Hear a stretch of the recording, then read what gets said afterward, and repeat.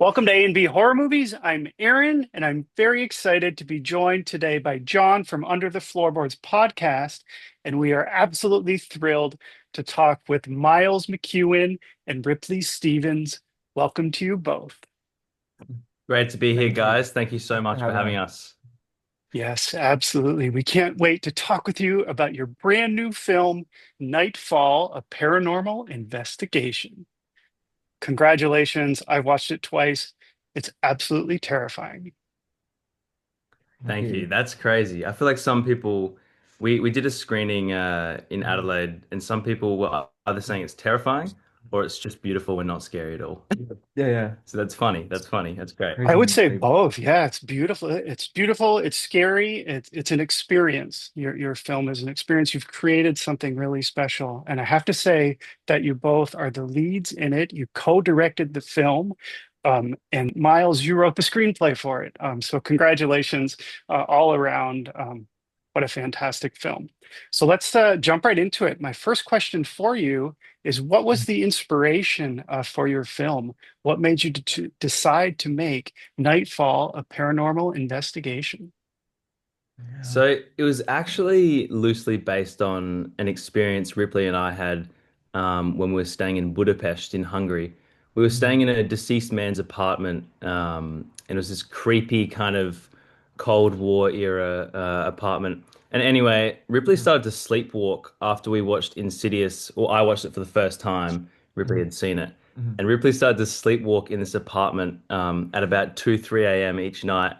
And I could not sleep, and I was terrified for about a week. And then cut forward a few months when we returned to Australia because we'd been Mhm. traveling for 3 months. Yeah, we thought it was time to Yeah. put that to screen. Yeah, yeah.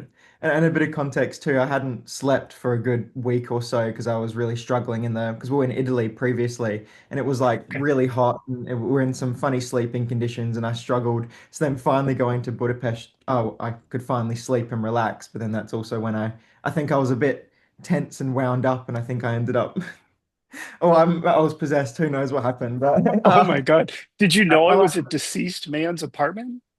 yeah, Yes, yeah, we did. I think that might have gotten to us it a was little a bit. family, like Yeah, a I family remember. connection. Oh, I Um, see. I see. Okay. and it was weird. Like I would wake up talking to Miles in the other room, and I would just be standing Be up. whispering. He was standing in this bathroom. The bathroom is actually in the film. You can see the bathroom, and he's just standing there like,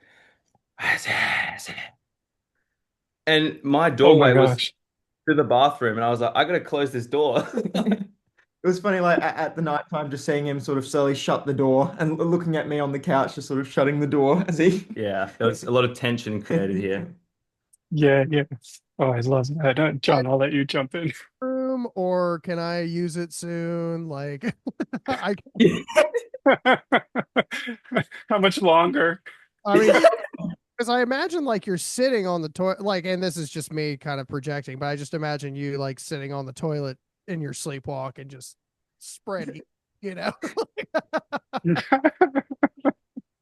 I don't, yeah, because I honestly, yeah, it was the weirdest thing when you were telling me. I actually thought it was I was chill, I was finally getting sleep, and then suddenly you're telling me, I would oh, wake him up and he'd mm, be like, "Where am I? Where am I?" yeah, no, yeah, he's, Uh, And you just wake up face down, like, where in fact am I? Yes, yes. oh, But I'm and more, go ahead.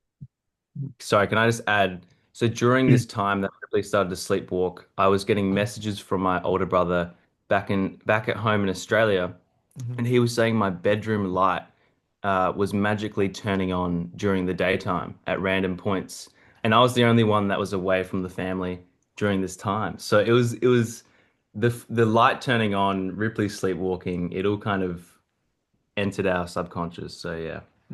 It sounds like you're the issue, man. Like, I know. Yes, there's So some sort of an intervention happening you're here. the conduit of all this. Yeah. Yeah.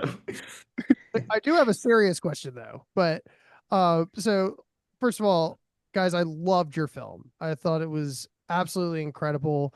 I think that a lot of movies need to be moving in this direction, that indie inspiration and like really bringing it from some place that's closer to you. And what I think is really interesting And I want to talk about your cinematography for a minute because again, I was really blown away with that. Miles, I think you did an incredible job with that. But I think more specifically, this movie has a lot of different dimensions to it, and no pun intended on that. But correct me if I'm just being ignorant about this because I don't know how much found footage exists over in Australia. But it felt like this movie had elements of everything where it was like, this is a full on cinematic, this is a documentary, this is found footage. And you see that through multiple lenses, and you guys actually kind of give a level of clarity in a lot of your scenes where you'll put film grain over certain scenes that it's like, okay, now we're actually seeing it through this lens now. And I thought that was Mhm. brilliant. Now, when you conceptualized this, was that actually a part of the plan, or was that one of those things that just kind of came organically while you were shooting it? I would say, yeah, thank you for those beautiful words. I would say it came kind of organically. We're quite creative fellas here, so I think we all when we try and do something different, we're not thinking like we're going to do this differently. It's just our natural kind of storytelling model. Um, yeah, it's hard to say. I think as when we started the film, we always knew that we really wanted a cinematic first kind of what is it, hour or 40 Mhm. minutes or something Mhm. before the crazy found footage that so we could kind of ease the audiences in. Um, yeah, and in Mhm. terms of like the film grain and everything, yeah, it was very much, obviously being set in 1988, we really just wanted to capture that filmic, that vibrant kind of essence of film. Obviously, we shot on digital, but yeah, I Mhm. love that kind of texture that you get, that aesthetic. Mhm. And also you can kind of get more detail out of the image when you use grain and sharpness and things like that. Mhm. So yeah. And I always love 80s films and just the general look, trying to recreate that. Yeah. And it was hard as well Mhm. because with horror movies, a lot of them are quite like desaturated and muted. So with this one, we wanted to push the color, but then obviously bring it back kind of as far as we could in terms of saturation until it was like quite ominous and weird, Mhm. but still colorful enough for the audience to feel, yeah, like they were watching something that was from the 80s and exciting. Yeah. It all comes together so well. I think the stars aligned for your film. So I mentioned in the intro that you both co-directed. It's a collaborative effort. And I should have mentioned that the film is about two paranormal investigators who encounter a very evil presence like nothing they've ever seen before. And that comes to be known as Case 13. Wanted to throw that in there. So my question for you about working together, um, what is that like? What sort of strengths do you each bring to the table? And do you get along well? I'm glad to see you're still talking on speaking terms. So that's something positive, right? So what can you Yeah. speak about how well you both work together? Thank you. Sure. Yeah, well, I think it's yeah. Yeah, well, I feel like it's an interesting dynamic because, like, in this film particularly, we're both so into the characters as well in terms of our acting. So, like, we're sort of bouncing off and letting the tensions boil and stuff, depending on the emotions of how the characters were feeling all throughout the film. And that Mhm. definitely helped. Just our general dynamic bouncing off there. And I think, yeah, Miles generally he's got the eye for cinematography, so knowing how the sequences are going to be shot and sort of put together. Um, and yeah, and I love horror movies, so I try and bring in some scary elements here and there all throughout. That's just it. Um, Like mm, we Yeah. love horror movies and mm, I don't know if I have any other friends that actually like horror movies. Like Awesome. Well, we you're we in good company here. We're huge horror fans. So Hey, so there friends, you go. I'm just curious. like honestly, Ripley and I have been hanging out for probably the last 3 years, like most days, because we're Mhm. so passionate about horror, and there's been a kind of a pull for us just to create constantly. And Nightfall was the birth of something really special, I think. Mhm. Um, but you know, we're great friends, and a lot of the tension in Nightfall was really it was actually real tension. Like there were Mhm. some sequences we weren't quite sure what we were exactly doing or how we should act, which is hard Mhm. when it's hard acting and like making the film at the same time as well. Mhm. So yeah, a lot of swear words, a lot of just huge arguments, and that kind of made its way into the film because the film is literally about Mick and Mhm. Archie just kind of looking at each other like there's something missing here. What aren't you telling me? And that was kind of Mhm. real. It's like, what aren't you telling me? What aren't I telling Yeah, you? yeah. Um, yeah. To it. So that sort of realness came through. I love that. Um, yeah, awesome. So I am curious. I think that's a good segue for a question that I have for you guys because I feel like both of you being co-directors and co-actors, I mean, obviously that's a lot. And first of all, both of you had incredible performances, and I'm assuming that this is also based on the writing, but I would be remiss if I didn't give an extra accolade to Ripley in this situation because you really had an incredible performance in this and you really had to Mhm. carry a certain burden for your character throughout this. So, with trying to compartmentalize both of that for both of yourselves and being these co-directors while also being co-stars, what was it like trying to pull the best out of one another?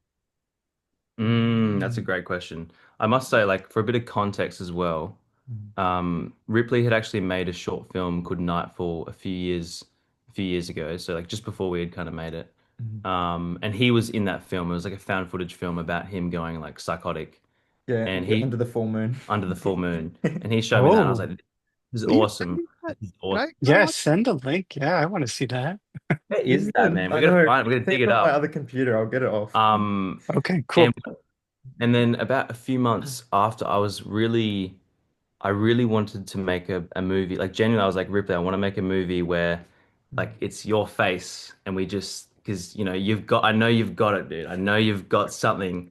And that's honestly that was one of the big reasons. Anyway, so that Nice. in terms of the answer of the actual Mm, question, mm. What? Yeah, you want to go first? Yeah, see what he yeah. does. I did. I think. What was the question again? It was So it's more so like with being co-directors and co-stars, how do you pull the best out of each other? yes. Yeah. So for Ripley's monologue, do you remember his monologue in the film? Oh yeah, Uh, yeah. Mhm. So we did like Mhm. that's all improv, but we did about 20 or 30 takes. that's And it classic numbers, dude. Mhm. Jesus. and Wow. Really. Yeah. all unusable until the last one. What was that? It was like the slow progression. Like it was Yeah. finally getting to Because the. you had never Mm, opened your mouth mm. up until that point. Think. Yeah. But yeah, I'm a believer that, you know, Ripley, you've just kind of when you stand in the frame, there's kind of this psychic, almost ethereal element to your, you know, to you as a person, but also when you're in the film. Mm. So I think I push Ripley quite intensely, and I don't know, Mm. how do you? Which, yeah, yeah. Well, I just sort of I don't know. We sort of. I'm just sort of. I'm there, and you sort of as you.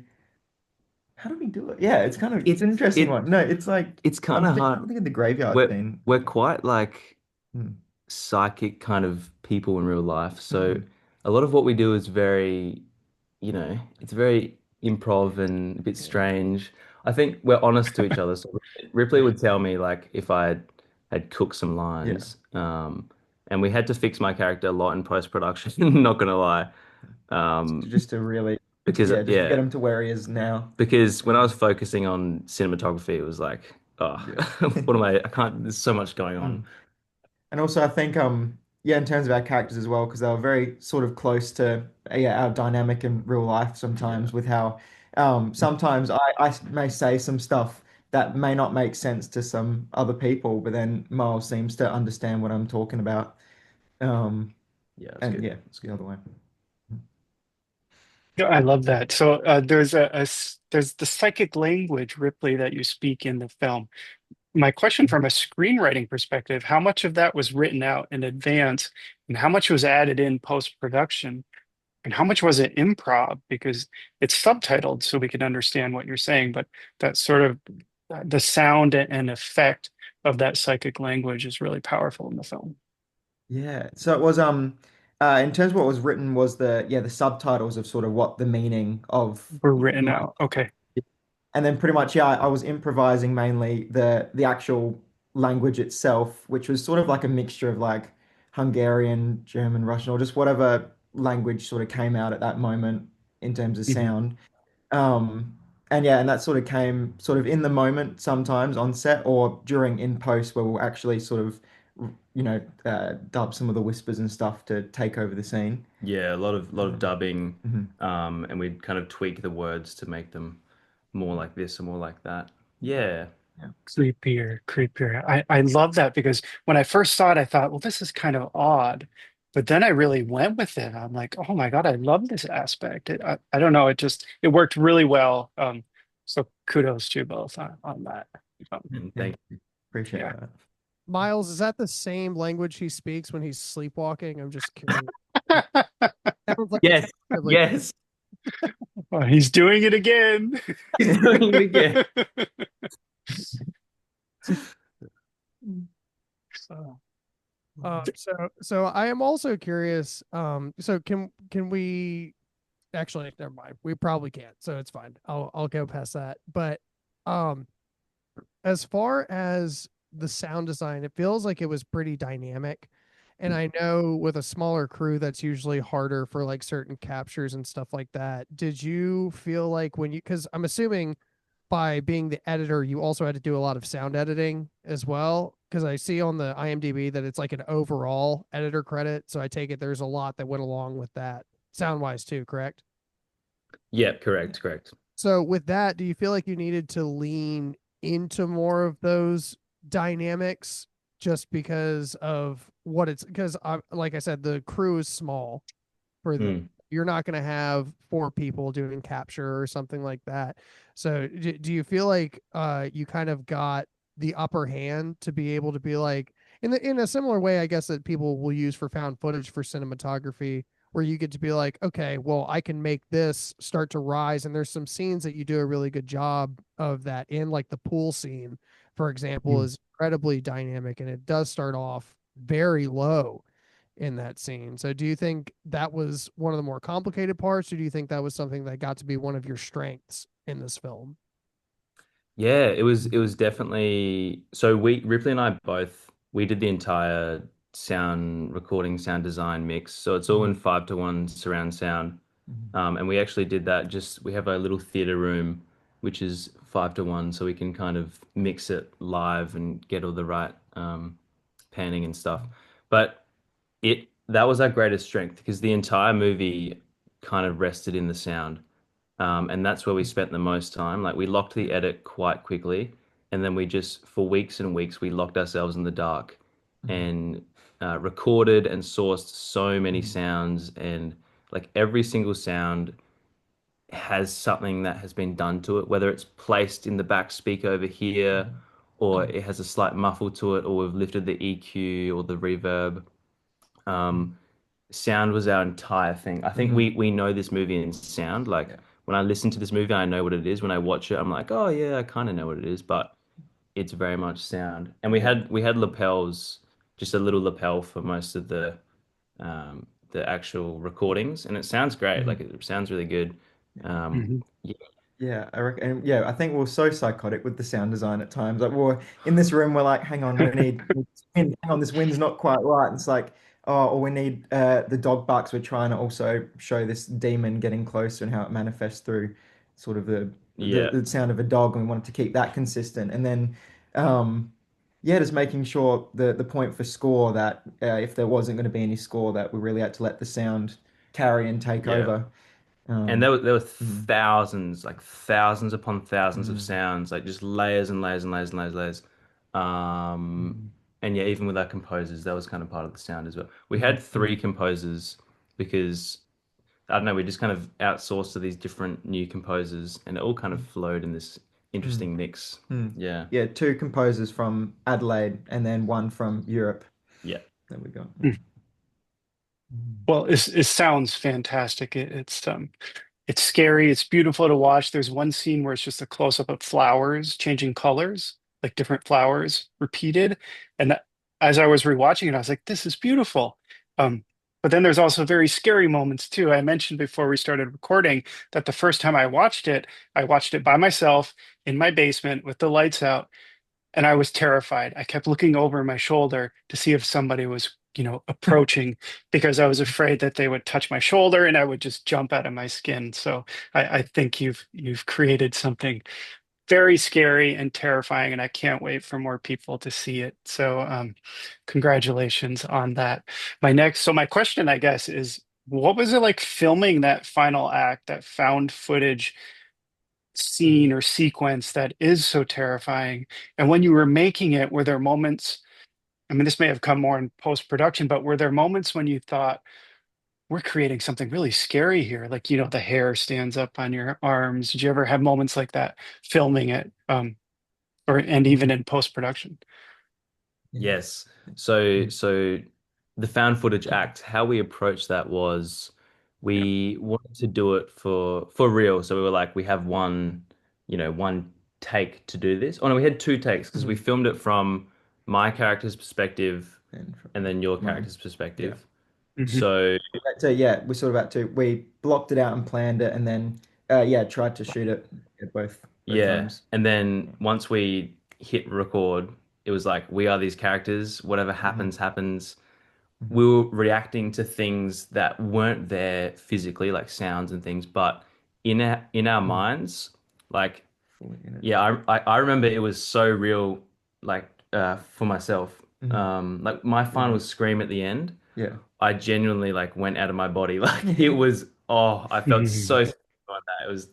terrible. It was terrible. And Lifting it off was the ground almost. Hmm. yeah, Yeah, when I got lifted spot up. on. Yeah, yeah. Oh, I It, wasn't even saying that. I was just saying I was trying to make an illusion. I was That was, yes, that was your reaction. Yeah. you could almost feel yourself lifting off the ground. Lifting up. yeah. But yeah, one of the main inspirations behind that whole act was actually Ripley's dad. He loved the idea of getting to the point where we were both filming each other and it just kept cutting back and forth until Mhm. obviously something happens. Mhm. But yeah, that Mhm. that was probably where most of the sound went as well in Act Three. Yeah. So Just so many. I think yeah, probably like a good majority of the sounds are would be shoved in there. But also, yeah, it's always been a huge uh excitement being able to pull something off like the found footage segment a yeah, a dream of dream. yours. Yeah, I've Mhm. always wanted to be able to do that, and then finally we got to pull it off and just sort of be fully there as these Wait, what's characters. what's your guys' favorite Mm. found footage horror? Oh gosh. John, why don't you go first? I'm a really big fan of As Above, So Below. I think Yeah, that's a good one. that's a great film, and I like a lot of not trying to say anything towards Christians, but I like mythological style horror too. So to Yeah. me, like the mythos of finding the hole and going through hell and going through the inferno, I thought was a really, really cool Mhm. concept. Yeah, it's a fantastic film.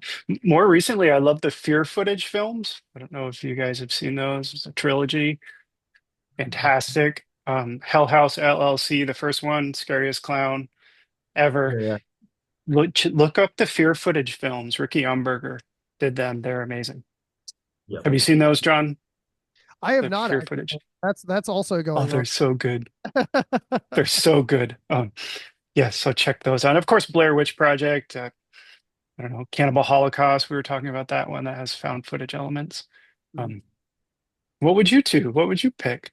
I mean, other than, of course, your film, what other ones would you pick? I think, yeah, for me, I've always loved the paranormal activity films. Oh yeah, And of I also course. Mm. The Visit, M. Night Shyamalan's film as well. That one's been one that I've watched a lot growing up. I saw this movie, or we saw this movie called It Doesn't Get Any Better Than This. We saw it Mhm. in San Francisco at the Unnamed Footage Festival. And I mentioned that film if you ever get to see it because they won't let it go to streaming, the filmmakers. They're like only cinema. which is cool. But there's a sound that plays in the found footage movie at about like an hour in, and they play it so loud that I literally like I screamed. Oh my gosh, it Yeah. was yeah. This guy Oh letting my out gosh. I let go of my demons. So that's a crazy film. If you ever get to see that, oh, What was it again? I missed it. What was the it title? it doesn't get any better than this. I've never heard of it. Have you heard of it, John? I have not, but it's Hmm, also the list is growing by the moment at this point. So exactly. I will check it out. Um, let's see. I do actually have, if you don't Go mind, ahead, man. Yeah, I no, jump in. I think it's your turn. I do have one for Myles as well this time.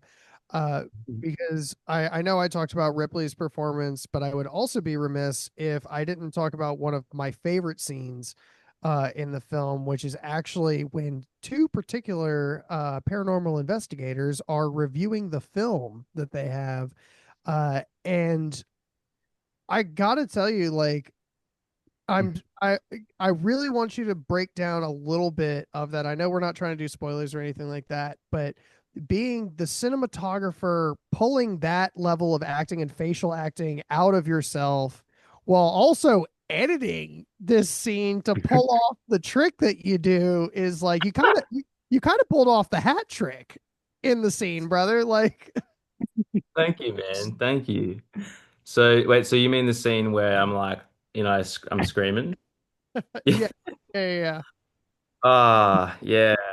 Um, honest, honestly, I mean, we'll walk you through how it was done, but like, we actually filmed that in the projector room that we edited the movie in. So the found footage that you see being projected was the found footage we shot, on the graveyard and in the scenes, and then we applied like a bunch of different color techniques onto that footage. Then we projected that footage, we filmed that footage, so it kind of all looked super old. And then it was honestly like I gave the camera to Ripley, and I said, "Mate, just film me, just film me do this thing."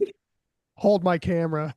On the camera. Get me in the middle, get me well framed, Yeah, yeah. and I let out With that the candle underneath. scream with the candle. And I think in my mind, I just wanted to let out, as that character, I wanted to let out all the uncertainty that he had. Um, yeah, and I thank you for bringing that up. I'm glad that you enjoyed that scene. Yeah. Yeah, it's probably the more psychological scene in the whole. Very Yeah. psychological. I think I can imagine some people would get lost at that point in the film, but we enjoy it. Yeah, good shout there. Have you given any thought to doing sequels, or do you view this as a standalone film, or is it too soon to say? What do you guys think? I think I would love sequels. I think there's so many other cases. Like I said, this is case 13. There's so much more you could do. There is. Waiting It's for case my 69. input. What was that, John? Said I'm waiting for case 69. Let's see how far Case. that goes. See how far it can go. Okay. Yeah. No, that's a good question. Mhm. All I'll say is we're the kind of filmmakers that have planned every single year of, well, in this particular world of the paranormal investigators, we've planned every single year of their life. So, uh, there is Wow. there's other stories that happen in the world. If we happen to capture that on film, that would be amazing. John, you mentioned earlier that found footage film that I forget the name of, but you talked about how like you go through the gates of hell Oh, as kind of Mhm. As above, so below. as Yeah, as above, so above, so below. Yes. that soon. Mhm. In the investigator's next case, if it was captured on film, we don't know if that'll happen. Maybe it will, maybe it's happening, maybe it's not, we can't say. Okay, Uh, fair enough. let's just say like yeah, it's we go through the gates of hell kind of thing. That's exciting. and Ripley can be your Virgil. It'll be perfect. Yes. Yeah. Oh, I love that. 30 speaks the language. It'll be fine. Yes. So we don't want to take up too much more of your time. I have one sort of fun question to ask you, John. I don't know if you want to jump in with anything else before I we do this or that. I just have one more question if that's okay. Go ahead then. Take it And, away. again, like, because I'm always so fascinated by editing and cinematography, and that's always like one of my favorite aspects of film. And I cannot get out of my head the shot when you go to Elizabeth's house the first time, and Mm. there's a three-way cut in the doorway. So there's one, so you see the radio, you see the door opening, and then you see like this other cut of the interior of the house. And I just want to know where that idea came from. I think it's really cool. I don't particularly understand it, but it stayed with me this whole time, and I don't understand. Oh, yeah, yeah, yeah. Go on. Oh, Go, you go. liked it. Oh, that's Yeah. crazy. Yeah. No. So that's Christopher's home, that scene. Mhm. Sorry, Yeah, Christopher's. yeah, Mhm. yeah. So you're Oh, saying that stuck with you. Okay. yeah, yeah. That's great. I I think we did that because on one level we wanted to kind of set up this sense of spaciousness between the different characters, and one of the characters was Mhm. the radio. One of the characters was the deceased lady. Then we've Mhm. got us two, and even the rooms are kind of characters. So in three, that shot of three images, it yeah, we create that kind of space. It's an ethereal space that the audience hasn't probably seen in a film before. Mhm. And also it kind of fitted with the 80s aesthetic, if you know what I mean. Like it was a Mhm. bit kind of corny. Maybe that's not the right word, but it was supposed to be a little dodgy. Mhm. Um, yeah, but that was just us getting very creative and trying to do Mhm. In the edits, anything. yeah. Yeah, but yeah, again, going back to the edit, like this entire film was us locked away for 6 months editing. Like this entire film was post-production. So yeah.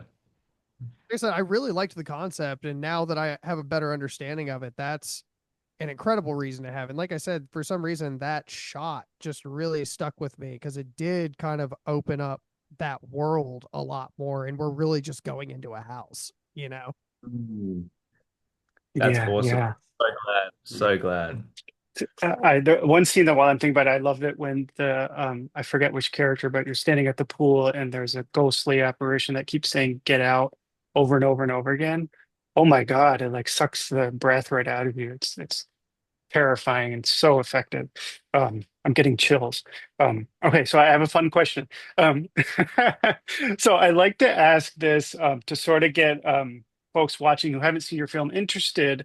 How would you describe your film using other movies? So, like Alien meets Predator, if you were to pitch it using other films, what films come to mind? Oh, okay. I reckon. Okay. So slightly Exorcist. Exorcist meets Insidious meets David Lynch's Conjuring. Oh, David As Lynch. as in if Oh, David oh yeah. Lynch did Oh, Conjuring. if Yeah. David Lynch did a Conjuring, okay. That lucky. Oh, cool. Yeah, I know. It took What- me a second. Oh, I love that, man. Yeah, that's probably Yeah, yeah, I'm that's pretty with Yeah. you. I'm with you. Oh, and also And just another film that I always like to bring it up, but did you guys see Late Night with the Devil? Yeah. yes. We saw that in cinemas. I think it was during the edit of Nightfall. And we have Mhm. different influences throughout each process of making the film. But Late Night with the Devil is actually one of the influences on the edit because it was so crazy, that film, by the end. And we were like, oh, we kind of Mhm. want to get pretty crazy with this. Like, Mhm. how can we borrow from that? So yeah, that's it. Yeah. Oh, cool. I love that. Before we do this or that, one more question. Do you both have a favorite film from 2025 so far? Ooh, Put that's a you on good the question. spot. Yeah, yeah. Wow, favorite film. Okay, okay.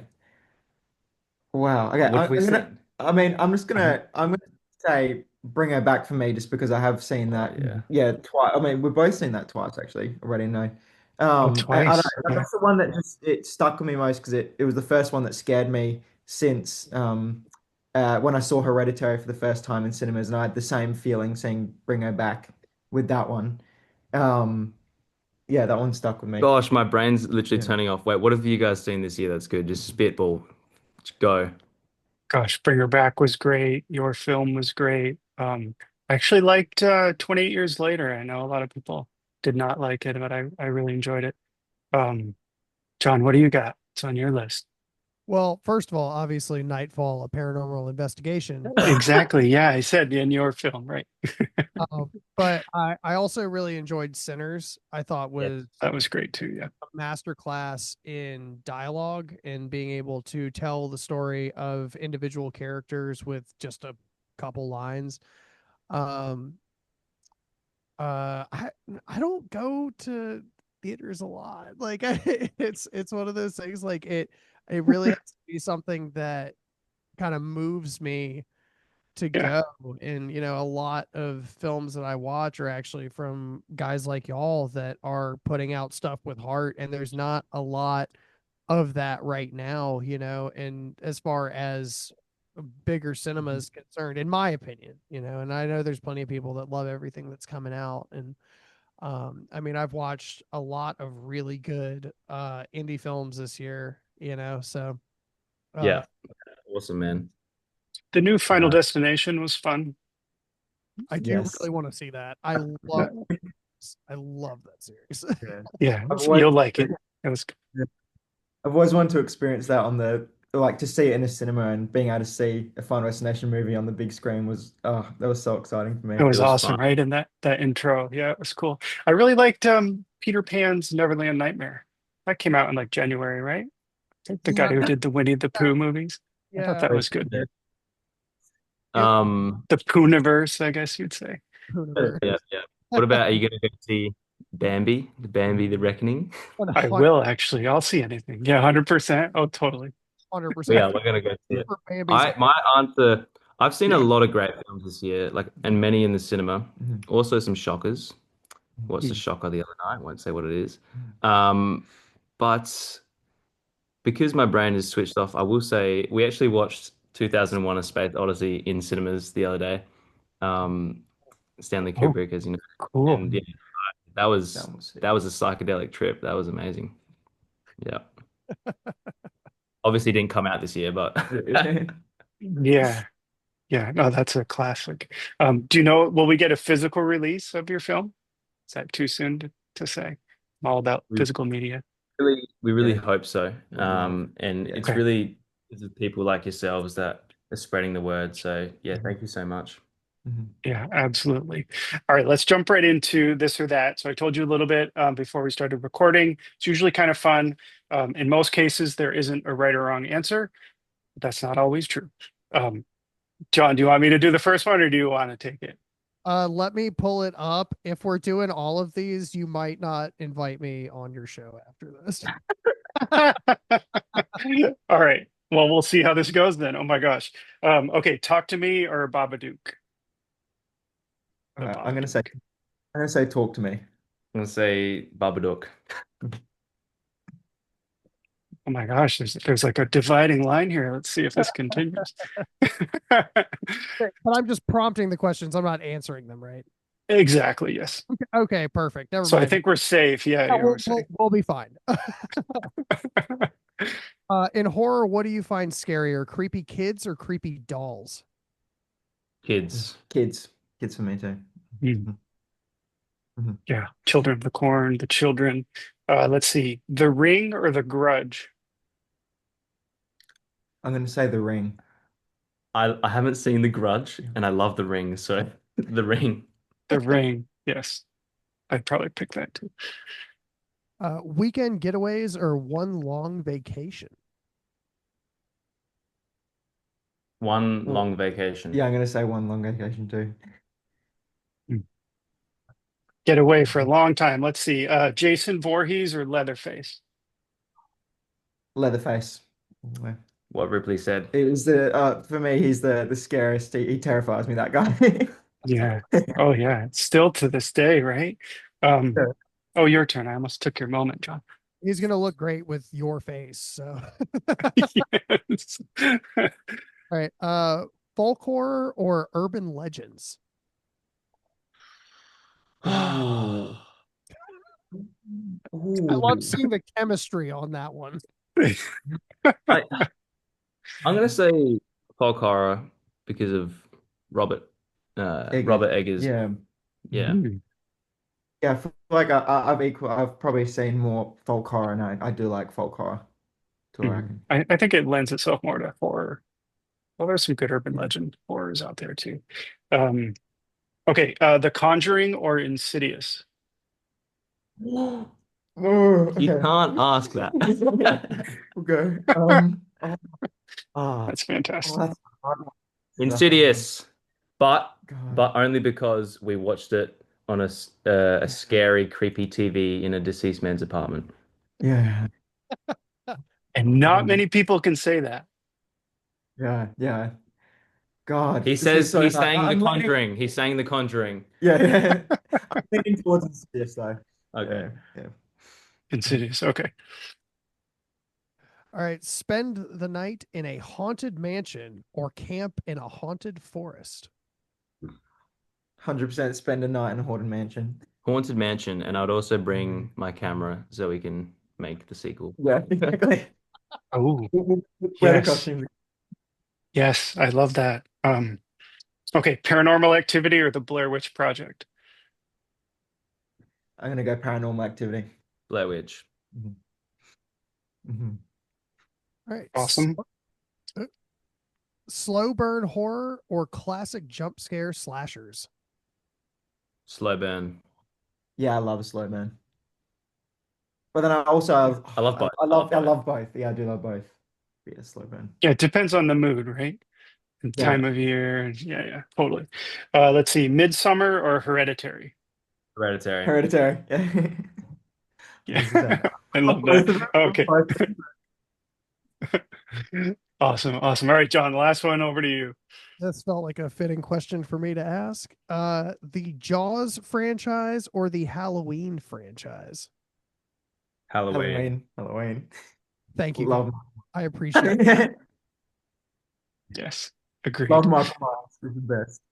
Oh, for sure. Now, what if we had asked the first Halloween or the first Jaws? Would you still say Halloween? I I love the first Halloween. I need to Mhm. rewatch Jaws. It's just been too long, but Yeah. I remember it. It's just like Mhm. I was a kid when I watched it. Probably I don't know, I think yeah, Halloween just has a Halloween. warm Michael feeling in the heart. Myers, Like we love you. Oh, yeah, I love absolutely. Yes, Michael he's Myers in my right room. behind me. Yeah, Yeah, I for love sure. that. All right. Myles and Ripley, this has been fantastic. Thank you so much for chatting with us. Congratulations again on your film. We can't wait to hear when it comes out, when it's streaming, and hopefully physical media. My very last question for you, and this is easy. How can folks find you on social media if you want to be found? So for me, just search up Myles McEwen films. I'm almost Mhm. can't even speak English. Yeah. I'm also on, the internet. I've got a website. Uh, And I'm Ripley Stevens on Instagram, and we also have Nightfall Film Instagram page as well. yes, Mhm. Nightfall movie, I think it's called Yeah, yeah. Nightfall movie. There's some updates coming Yes. soon. Yes, excellent. I will flash that on the screen. Let's see, John from Under the Floorboards podcast. Make sure to check out his podcast. John, thank you so much for joining and chatting with us today. And Myles and Ripley, one last time, thank you again. This has been fantastic. Thank you, Aaron and Thank John. You you. guys are legends. Thank you so much. Means a lot. Absolutely. All right, bye, everyone. Cheers, mates. Cheers. Yeah.